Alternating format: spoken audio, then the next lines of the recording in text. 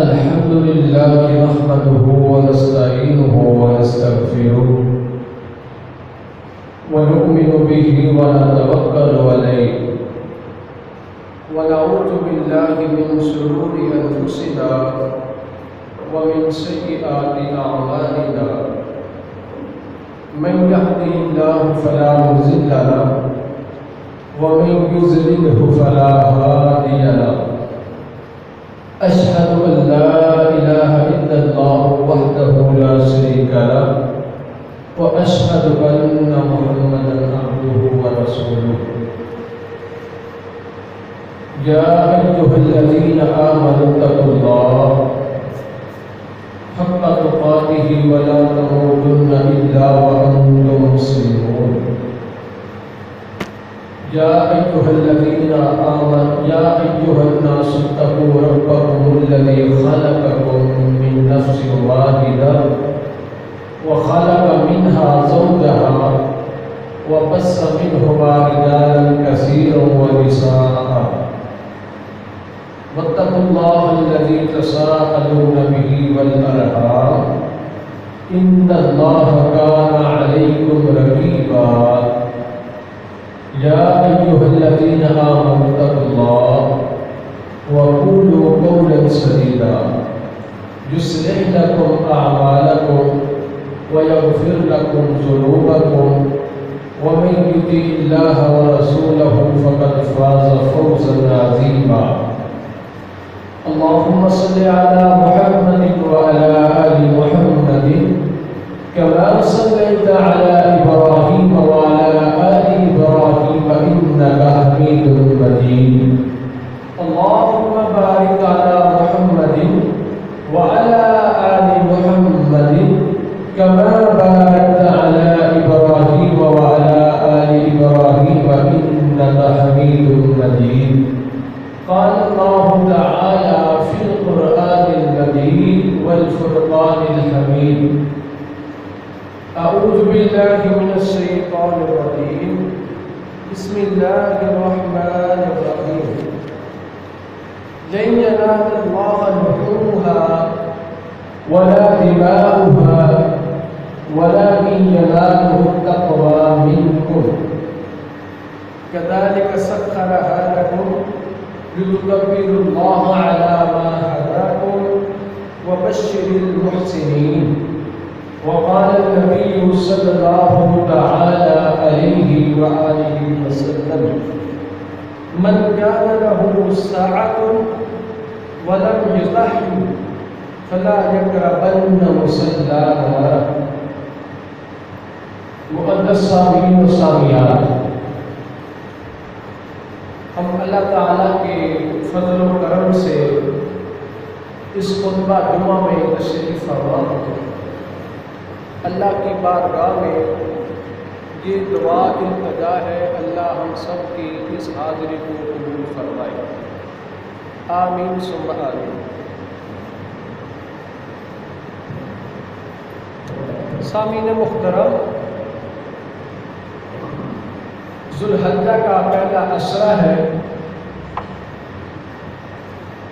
اس کے پہلے 10 دن بہت ہی فضیلت والے ہیں۔ سابقہ جمعہ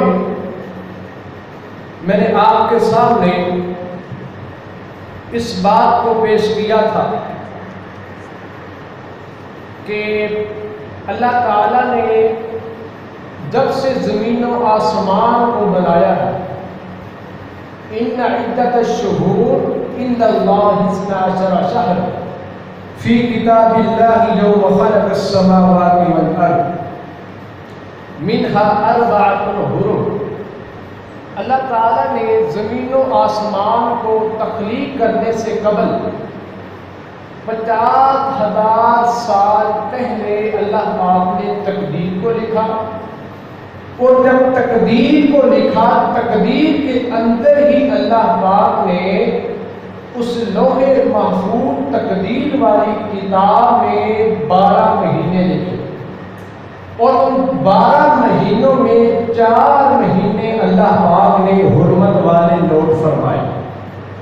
ایک مہینہ ذی القعدہ، اور ایک ذوالحجہ جو کہ موجودہ مہینہ جاری ہے، اور تیسرا محرم الحرام ہے، چوتھا رجب کا۔ یہ 4 مہینے حرمت والے ہیں۔ معزز سامعین و سامعات، اب یہ جو 4 مہینے ہیں، ان 4 مہینوں میں سے جو ذوالحجہ کا مہینہ ہے، اس کے پہلے 10 دن وہ بہت ہی زیادہ فضیلت والے ہیں۔ امام حافظ ابن حجر عسقلانی رحمۃ اللہ تعالی علیہ، جو مصنف فتح الباری کے ہیں، وہ کہتے ہیں کہ اللہ تعالیٰ نے اس ذوالحجہ کے پہلے 10 دنوں میں اسلام کے جتنے بھی بنیادی ارکان ہیں ان سب کو جمع فرمایا ہے۔ قربانی بھی ہے، صدقہ بھی ہے، نماز بھی ہے، روزہ بھی ہے، تسبیحات بھی ہیں، تحلیلات بھی ہیں، تمجیدات بھی ہیں۔ اللہ تعالیٰ نے تمام جو مرد عبادات ہیں ان کو ان 10 دنوں کے اندر جمع فرمایا۔ آج یوم عرفہ کا دن ہمارے ہاں اور سعودی عربیہ کے ہاں یوم النحر 10 ذوالحجہ کا دن ہے۔ آج یوم عرفہ کا دن ہے، وہ دن ہے کہ جس دن میں نبی علیہ السلام نے اپنے صحابہ کے بارے سامنے بے شمار اللہ اور اس کے رسول کی باتوں کو پیش فرمایا۔ ان باتوں میں ایک بات آپ کے سامنے میں رکھتا ہوں، اس کے بعد قربانی کے حوالہ سے کچھ مسائل ہیں وہ میں آپ کے سامنے بیان کروں گا۔ جب نبی علیہ السلام نے اپنی زندگی طیبہ میں حج کا ارادہ فرمایا تو سن 11 ہجری تھی۔ آپ علیہ السلام نے اپنی حیات طیبہ میں صرف ایک حج ادا کیا ہے، اور وہ حج کرام تھا، اور 4 عمرے نبی علیہ السلام نے اپنی حیات طیبہ میں ادا فرمائے ہیں۔ جو حج ادا کیا تھا وہ 11 ہجری میں آخری حج تھا نبی علیہ السلام کا، جس کو حجۃ الوداع کے لفظ سے احادیث پاک میں بیان کیا جاتا ہے۔ معزز سامعین و سامعات، اس حج میں 2 خطبے نبی علیہ السلام نے اپنے صحابہ کے سامنے بیان فرمائے۔ ایک خطبہ یوم عرفہ کا جو کہ 9 ذوالحجہ کا دن ہے، اور ایک خطبہ یوم نحر جو کہ 10 ذوالحجہ والا دن ہے۔ اس وقت نبی علیہ السلام نے اپنے صحابہ کے سامنے بیان فرمائے۔ پچھلے خطبہ جمعۃ المبارک میں یوم عرفہ کے حوالہ سے جو احادیث پاک میں الفاظ ملتے ہیں اس حوالہ سے آپ کے سامنے تھوڑی سی وضاحت کو پیش کیا تھا۔ آج یوم عرفہ کے خطبے کے حوالہ سے ایک بات پیش کرتا ہے۔ رسول اکرم صلی اللہ علیہ وآلہ وسلم نے میدان عرفات کے اندر اپنے صحابہ کے سامنے اس بات کو پیش فرمایا تھا۔ فرمایا صحابہ، قیامت سے لے کر حضرت آدم علیہ السلام سے لے کر مجھ تک درمیان میں جتنے بھی انبیاء کرام و رسل آئے ہیں، ان تمام انبیاء و رسل و پیغمبروں نے اپنی امت کو دجال کے فتنے سے ڈرایا ہے۔ دجال کا فتنہ ایسا فتنہ ہوگا جو کہ انسان کو اپنے شکنجے میں جکڑ لے۔ نبی علیہ السلام فرماتے ہیں، حضرت نوح علیہ السلام نے بھی ڈرایا، ابراہیم علیہ السلام نے بھی ڈرایا، جتنے انبیاء آئے سب نے اپنی امت کو دجال کے فتنے سے ڈرایا، اور میں محمد صلی اللہ علیہ وسلم آپ لوگوں کو دجال کے فتنے سے ڈراتا ہوں۔ دجال کالا ہوگا اور وہ گدھے پر سوار ہوگا، اور یہ مشرق خراسان کے علاقوں سے اس کا ظہور ہوگا۔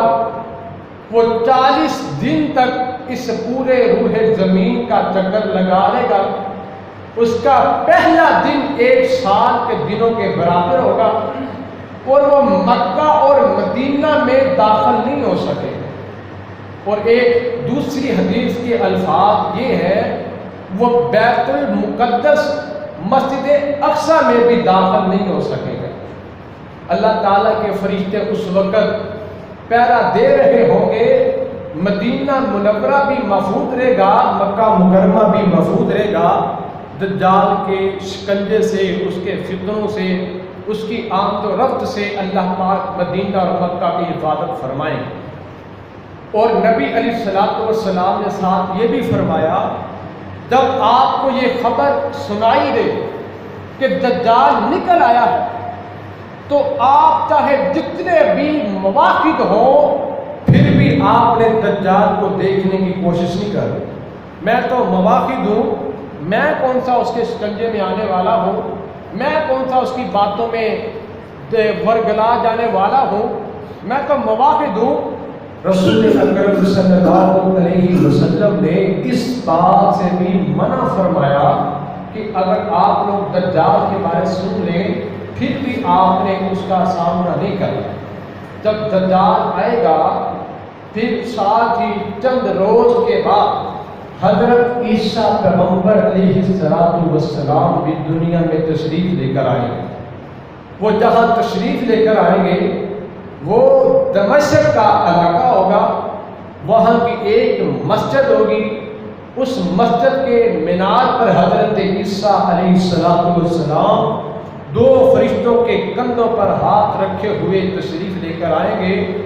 تو آپ کے اس وقت جو انتظار کرنے والے لوگ ہوں گے، وہ حضرت عیسیٰ علیہ السلام کا استقبال کریں گے۔ استقبال کرنے کے بعد فجر کی نماز پڑھائی جائے گی۔ حضرت عیسیٰ علیہ السلام امتی بن کر آئیں گے، مصلی رسول پر امامت نہیں کروائیں گے، وہ نماز ادا کریں گے، دجال کا مقابلہ ہوگا، دجال کا خاتمہ ہوگا۔ یہ بات نبی علیہ السلام نے یوم عرفہ والے دن اپنے صحابہ کے سامنے بیان فرمائی۔ معزز سامعین و سامعات، میں آپ کے سامنے جو مقصد ذہن میں رکھ کر اس بات کو پیش کر رہا ہوں کہ دجال کا فتنہ بہت بڑا فتنہ ہے، ان فتنوں میں میرا مقصد یہ ہے کہ 1,44,000 سے زیادہ صحابہ کرام سامنے موجود ہیں، اور رسول اکرم صلی اللہ علیہ وسلم سب کو خطبہ ارشاد فرما رہے ہیں اور دجال کے فتنے سے ڈرا رہے ہیں۔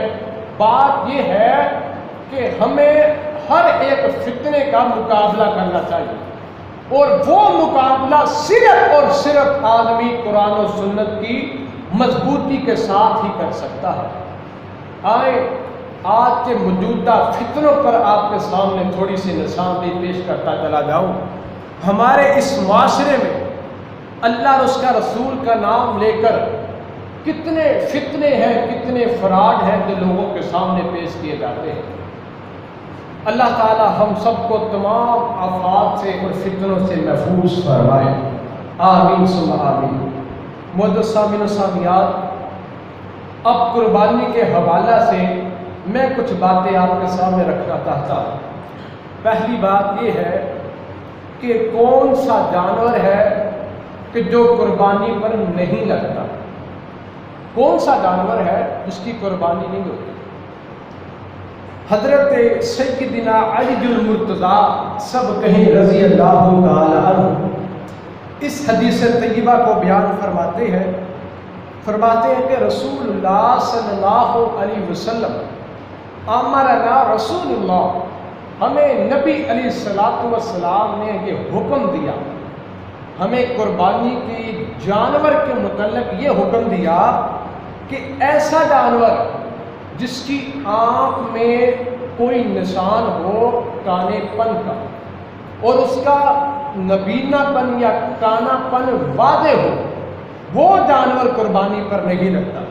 اور ایسا جانور کہ جس کے کان میں سوراخ ہو، یا پھر ایسا جانور جس کے کان میں سوراخ نہیں ہے لیکن لکیریں ہیں، اور وہ جو لکیریں ہیں وہ بھی سوراخ کی طرح دراڑیں ہیں، وہ بھی جانور قربانی پر نہیں لگتا۔ اور ایسا جانور جس کا کان کٹا ہوا ہو، وہ جانور قربانی پر نہیں لگتا۔ یہ ہمیں رسول اکرم صلی اللہ علیہ وسلم نے ہمیں یہ اس بات کا حکم دیا۔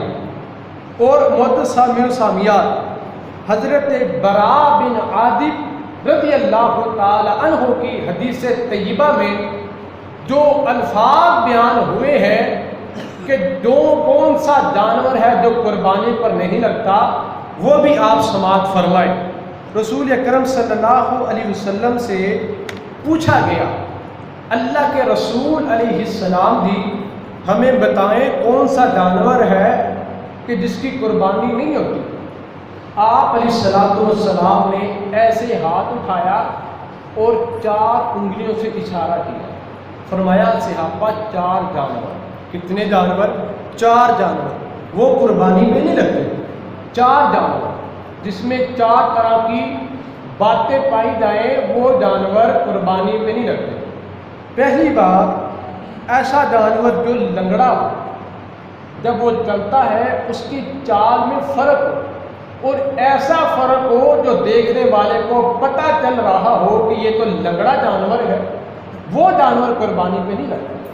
اور دوسرا، ایسا کانا جانور جس کا اندھا پن بالکل واضح ہو، جب وہ چلتا ہو اس کو صحیح طرح دکھائی نہ دیتا ہو، وہ جانور قربانی پہ نہیں لگتا۔ تیسرا، وہ جانور جو بیمار ہے، ایسا بیمار ہے کہ جس کا بیمار ہونا نظر آ رہا ہے یہ تو جانور بیمار ہے۔ چوتھا، وہ جانور جو اتنا کمزور ہے، ضعیف الخلقت ہے، اتنی کمزور اس کی یہ جسامت ہے کہ جس سے ہڈیوں کی مت بھی ہمیں محسوس نہیں ہو رہی، کہ ایسا لگتا ہے اس کی ہڈیوں میں مت بھی نہیں ہے، وہ بھی کمزور لاغر جانور قربانی میں نہیں لگتا۔ یہ ہوگی وہ باتیں جو قربانی پہ نہیں لگتی۔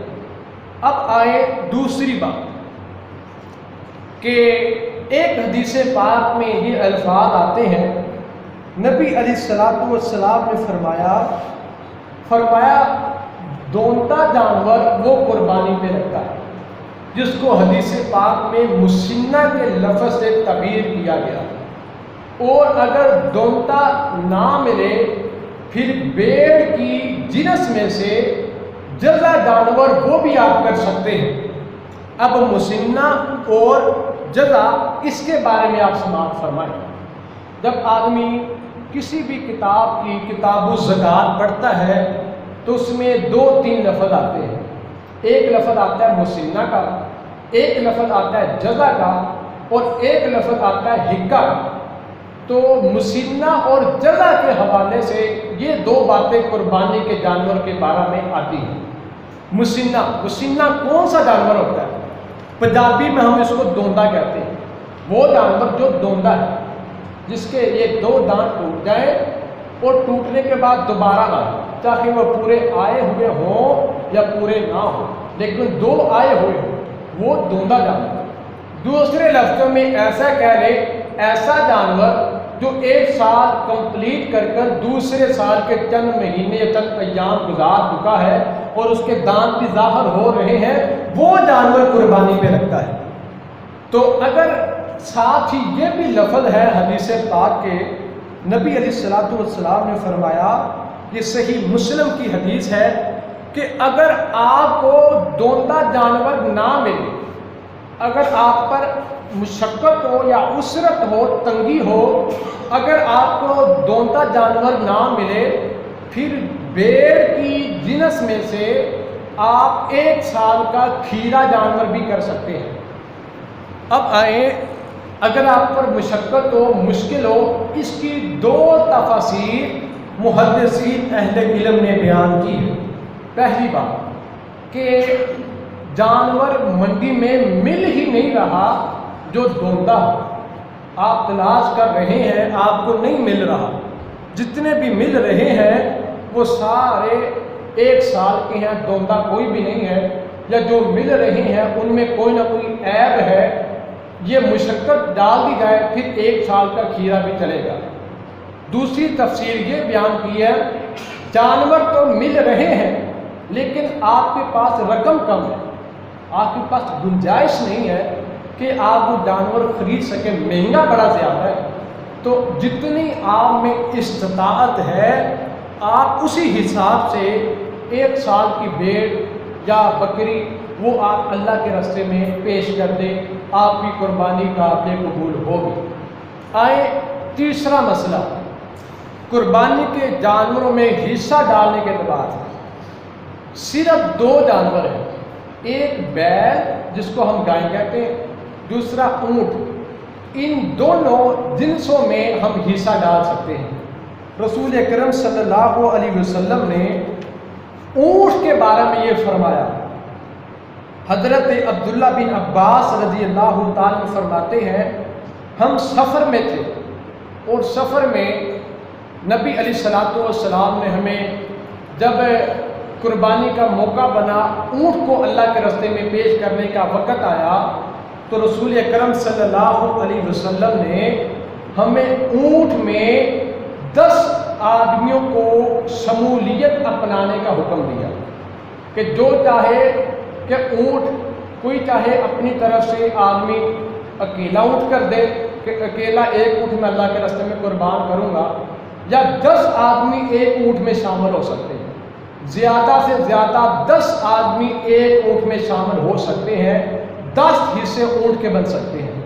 ये हदीस सही, ये हदीस सुनन निसाई की है कि ऊँट में 10 आदमी शरीक हो सकते हैं और गाय में सिर्फ और सिर्फ 7 आदमी शरीक हो सकते हैं। 7 से ज़्यादा आदमी गाय की कुर्बानी में शरीक नहीं हो सकते। ये बात रसूल अकरम सल्लल्लाहु अलैहि वसल्लम ने बयान फरमाई। आए अब चौथा मसला आपके सामने मैं बयान करना चाहता हूँ। चौथा मसला ये है, कुर्बानी का वक़्त कौन सा वक़्त है। हज़रत अब्दुल्ला बिन उमर रज़ी अल्लाह ताला अन्हु इस हदीस तय्यबा को बयान फरमाते हैं, ये सहीहुल बुखारी की हदीस है। हज़रत अब्दुल्ला बिन उमर रज़ी अल्लाह ताला फरमाते हैं कि रसूल अकरम हज़रत मोहम्मद रसूलुल्लाह सल्लल्लाहु अलैहि वसल्लम ने फरमाया कि कुर्बानी का वक़्त पहले ईद की नमाज़ पढ़ी जाए, ईद की नमाज़ पढ़ने के बाद फिर कुर्बानी को अल्लाह के रास्ते में पेश किया जाए। और कुर्बानी की जगह के हवाला से नबी अलैहिस्सलातु वस्सलाम ने जहाँ ईद पढ़ाई मैदान में, वहीं उसी मैदान में एक कोने पर नबी अलैहिस्सलातु वस्सलाम ने कुर्बानी भी पेश की। जहाँ आप ईद पढ़े वहाँ कुर्बानी भी कर सकते हैं, ये बात। और जो कुर्बानी का वक़्त है वो नमाज के बाद का वक़्त। एक सहाबी था, उसने जल्दी जल्दी फजर के बाद उसने कुर्बानी कर दी। उसकी सोच बड़ी अच्छी थी, कहने लगा मेरा ये ख्याल था कि यौम नहर जो कि कुर्बानी वाला दिन है, जो दातुल अद्हा को कुर्बानी करते हैं, मेरे इल्म में ये नहीं था कि कुर्बानी जो करते हैं वो ईद के बाद करते हैं। मैंने ईद के पहले कुर्बानी कर दी। मेरा ख्याल ये था कि मैं पहले कुर्बानी करता हूँ, उसके बाद जल्दी जल्दी गोश्त बनाकर पकाने का एहतमाम करता हूँ, ईद के बाद ईद पढ़कर सीधे आकर हम खाना खाएंगे और खाना खिलाएंगे, तकसीम करेंगे। कितनी आला सोच। जब उसको ये नबी अलैहिस्सलातु वस्सलाम तक ये बात पहुँची कि एक आदमी ने ईद से पहले कुर्बानी कर ली, रसूल अकरम सल्लल्लाहु अलैहि वसल्लम फरमाने लगे उसकी कुर्बानी नहीं। ईद से पहले अगर कोई कुर्बानी करता उसकी कुर्बानी नहीं होती। कुर्बानी का वक़्त ईद की नमाज अदा करने के बाद का वक़्त है, उस वक़्त आप कुर्बानी करें। वो एक सादा सदका है जो उसने अल्लाह के रास्ते में पेश किया है, उसको कुर्बानी का सवाब नहीं मिलेगा। कुर्बानी का वक़्त ईद की नमाज अदा करने के बाद का वक़्त है। आए रसूल अकरम सल्लल्लाहु अलैहि वसल्लम की कुर्बानी जो आप किया करते थे, उस हवाले से आपके सामने एक हदीस बयान करूँ।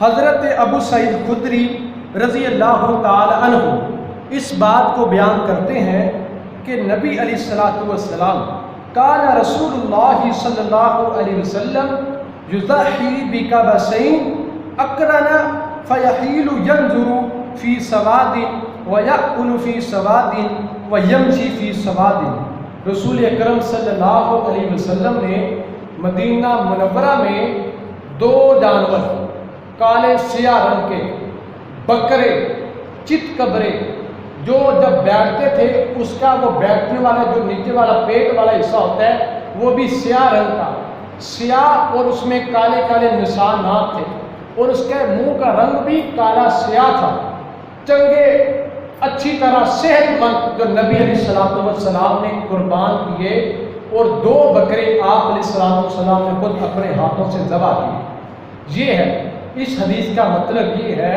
کہ ہمیں جب قربانی لینی چاہیے صحت مند جانور کا اہتمام کرنا چاہیے، وہ جانور اللہ کے راستے میں پیش کرنا چاہیے۔ آپ کے سامنے ایک بات اور بتاتا چلا جاؤں،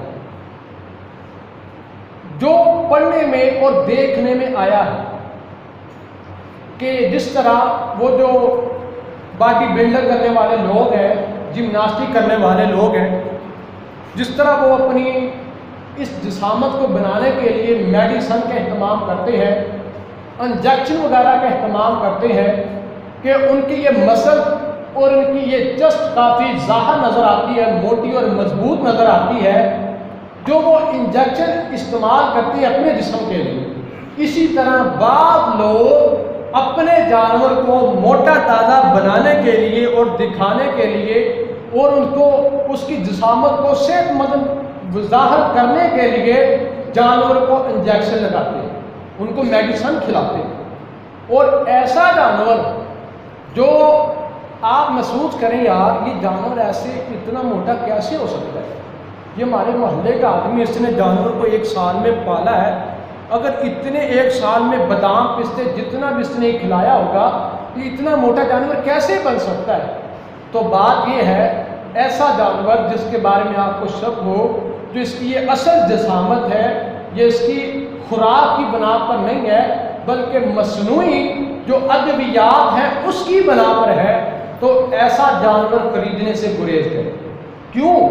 اس کی وجہ ہے، میں نے باقاعدہ علماء کے فتاوی جات میں اس بات کو پڑھا ہے کہ ایسے جانور کی پسلیوں میں ایک چھوٹے چھوٹے وائٹ کلر کے دانے بن جاتے ہیں جو کہ جانور کے لیے ٹی بی کا مرض لاحق کرتے ہیں، اور وہ جو گوشت ہوتا ہے وہ انسان کی صحت کے لیے انتہائی نقصان دہ ہوتا ہے۔